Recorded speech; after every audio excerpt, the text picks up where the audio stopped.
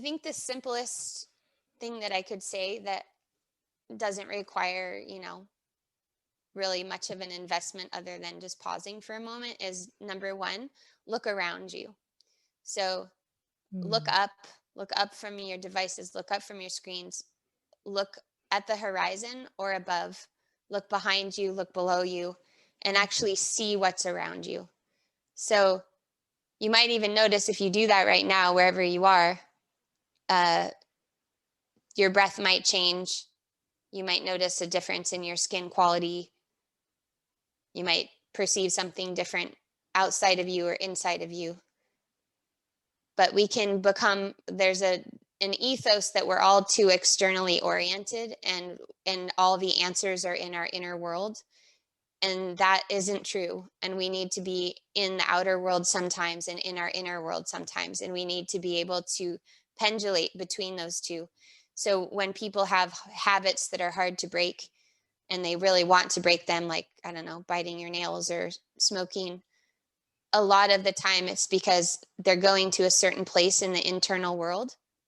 And once, so that practice of going to the outer world, like noticing something that's outside of you and letting your attention land there like a bird that lands on a branch, and then going inside you and noticing something that feels good.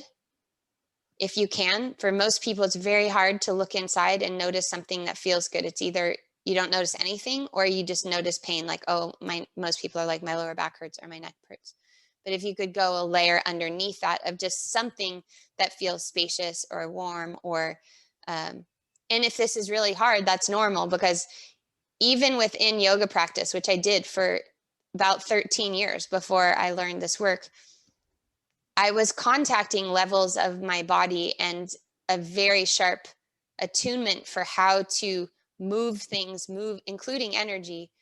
It wasn't noticing what's happening in a resting state and developing this pendulation.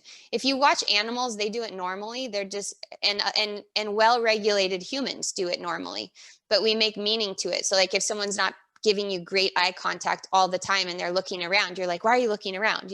It's like normally we would look around a little bit and then we would come into focus, and then we would look around and then we would come into focus. Catch new episodes of the Mindful Mama podcast and other free resources, including the Mindful Mom Guide at mindfulmamamentor.com. You can listen to every back catalog episode, including interviews with Dr. Dan Siegel, Ianla Van Zant, Sharon Salzberg, and get meditations, join our private Facebook group, and more. Go to mindfulmamamentor.com now. I'll see you there.